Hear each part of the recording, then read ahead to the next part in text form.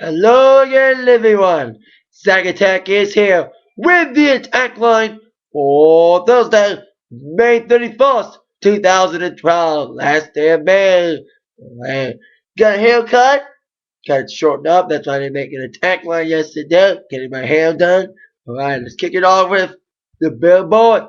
#1, starting with your new #1 album. Man, a lot of 1 week wonders. 2 weeks ago, Carry Underwood was #1. Last week, Adam Lambert kicked it off. But this week, Adam Lambert gets kicked off by John Mayer. This is his third #1 album. I think his second album was #1. I remember that. Big Things. I forget the name of the album. I know they had daughters on it. But Born and Raised, despite everything he's been going through, of course he had vocal surgery. That's why he didn't do a tour. Probably do later on when he finally fully recovers. Still debuted at #1. It also found a big hit as well. Speaking of big hit, still, I can't believe I'm saying this, still #1, longest reigning #1 song of the year thus far, 7th week. Gautier, somebody that I used to know. Man, that's a killer hit. And celebrating it, he's announcing a tour. He's calling it the One Hit Wonder Tour.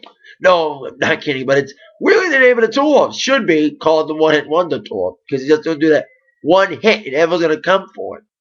Because we'll be at the Fox Theater on this tour. Also, still #1, second week in a row, country #1, Something About a Truck by Pitbull. So there you go. Now, on with big news today. What kind of big news? My girl, Madonna, launched her MDNA tour tonight in Tel Aviv, Israel. The place where Madonna ended her Sticky and Sweet tour 4 years ago. The tour is full of set lists. I heard the complete set list is as follows. She kicked it off with Gone Wild and Revolver and Gangbang. Also, she does like 2 songs from True Blue on here. She does Papa Don't Preach in the beginning. She also does Open Your Heart. I saw just a tiny bit of it. And she completely rearranges it. Completely rearranges Open Your Heart. Decent from what I've seen. Also, she does Hung Up, I Don't Give Up, Best Friend, also from the new album. Of course, the biggest thing about the tour is Madonna doing Born This Way alongside Express Yourself. Of course, rehearsal clip leaked earlier this week of her doing it. So there you go. For what we've been hearing, 32,000 tickets and concert for peace, as Madonna would say to the fans, giving tickets to people. Fans have been kind of mixed about the tour thus far, but mostly good reception. She's a real queen, this is so exciting, said a fan.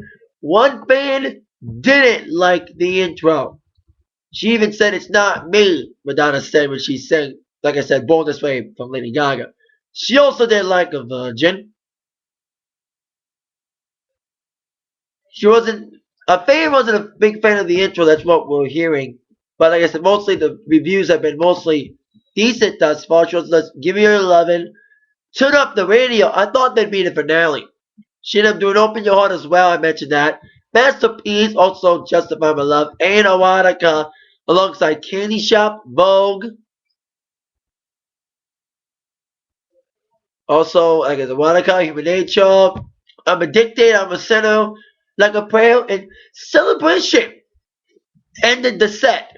The set list, from what I've seen, it's a decent set list. I heard there was a couple rumors, like, I would have loved to. I think it's a good. I heard like there was several rumors about Spotlight being in there, but I like the list. It's very diverse.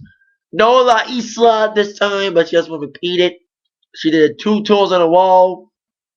No Into the Groove, but decent set list. You know, Madonna can't please everybody, but from what I've seen, decent set list from Madonna and Tel Aviv, kicking ass.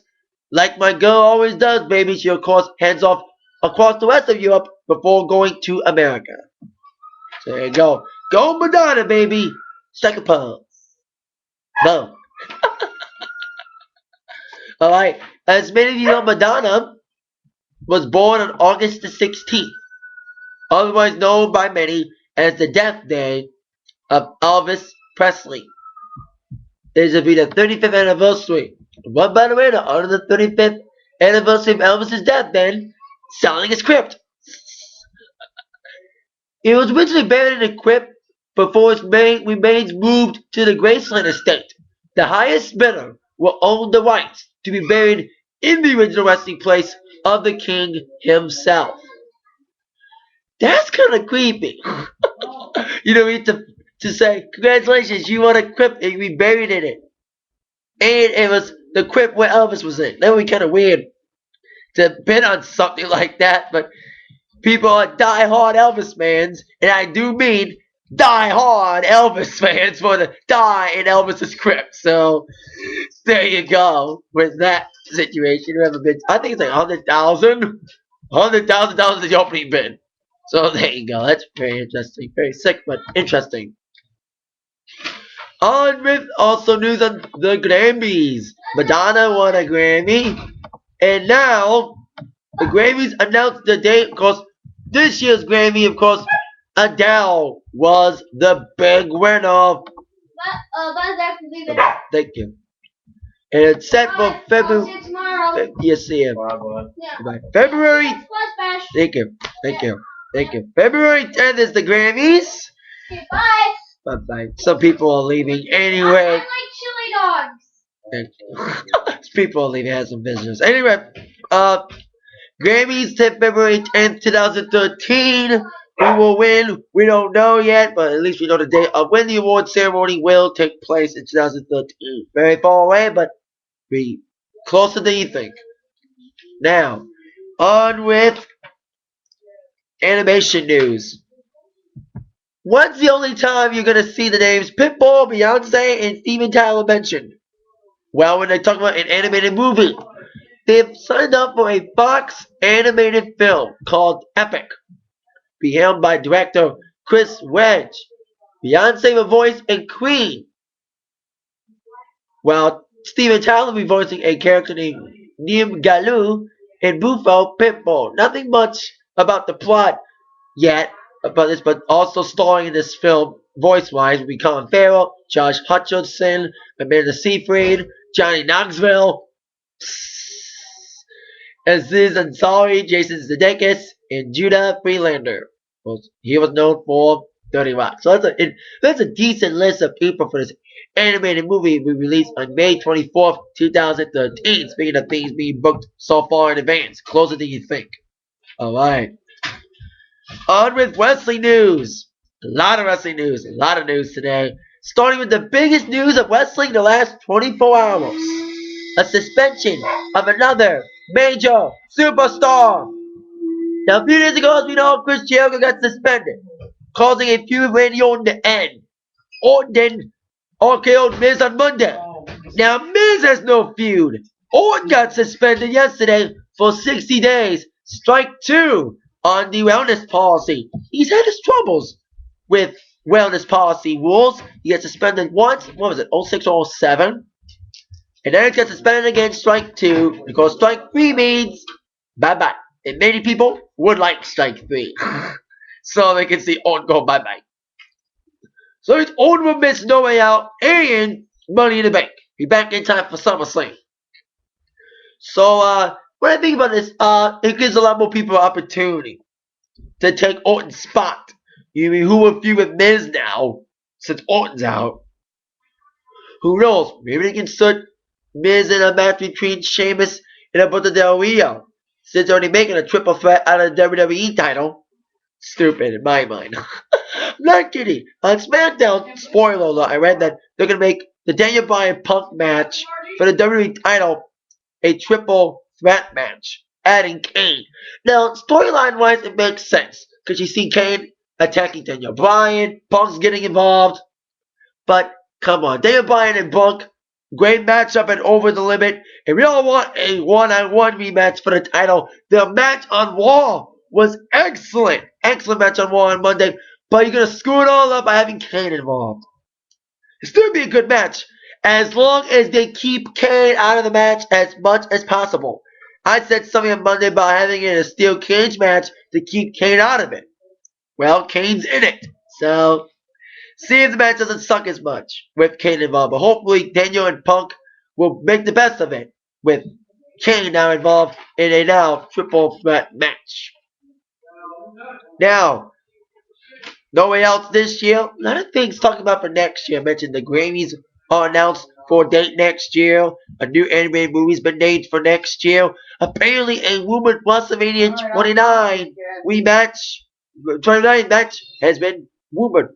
Brock Lesnar is set rumored to wrestle The Undertaker. As we all know, at UFC something, there was rumors that Brock was going to wrestle Undertaker in WrestleMania 28 after Brock bumped into Undertaker at the UFC show.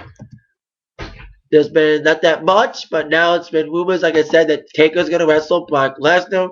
Thus, they're saying that's the reason why they're having this whole Brock Lesnar Crypt storyline, because every superstar signed up for a certain number of dates, so they want to keep Brock's dates as much as possible so they can save one of those dates being WrestleMania.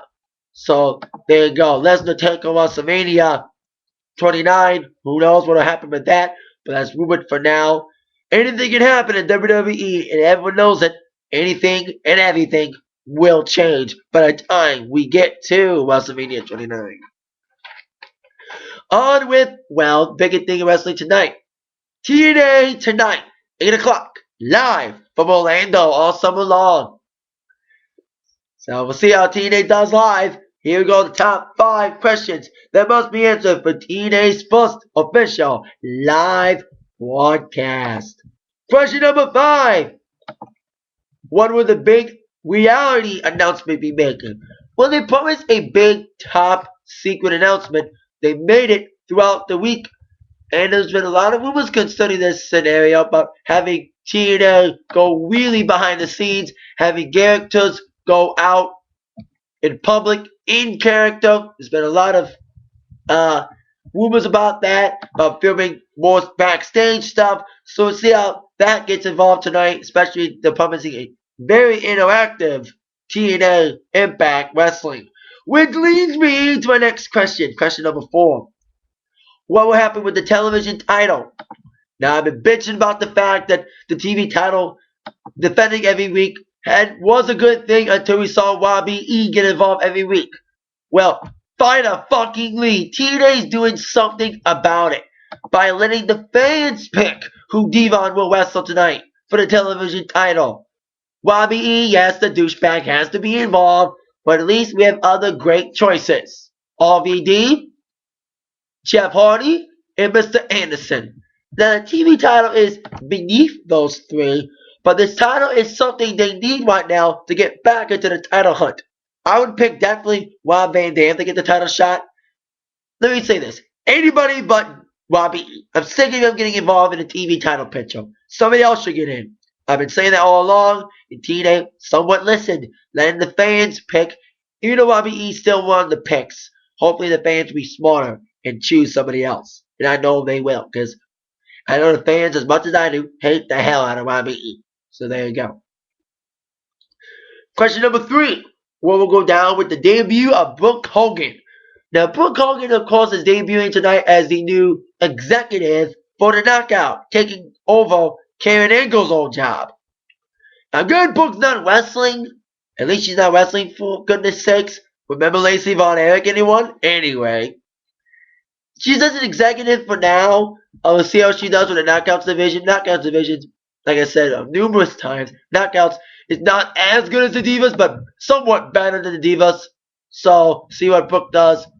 Making her impact, pun to pun, in the Knockouts division. So, there you go. Question number 2. Will anything be added for Slammiversary? Well, we don't know what's going to happen with the TNA title. I wish they would bring back King of the Mountain, but I know they won't. Being TNA, so we don't know who's going to take on Bobby Roode yet for the WWE. Did I say WWE? Sorry. We don't know who's going to face Bobby Roode yet for the TNA World title. Could be a certain face paint hooligan, which leads me to question number 1. What will go down tonight between Sting and Bobby Roode? Now, last night, Sting made his last week, Sting made his return after a few weeks off, attacking Bobby Roode as he celebrated a victory against Jeff Hardy, making him AJ Styles as the longest reigning TNA World Champion. Hogan made the lumberjack match tonight between Sting and Bobby. As of right now, it is a non-title match. I mean, it'll begin Impact tonight, Sting and Bobby's lumberjack match. But as I mentioned, Sting may get a title shot at Slammiversary. See what goes down tonight on the first live Impact at 8/7 Central on Spike TV. Now, thought I'd say Impact at 8. I'm glad to say it. That is it for my tech line for today. I'll see you all later for my TNA review. First one at 8. With that in mind, you've all been attacked by the news from Zach. Thank you very much. See you all later. Wow. Yeah.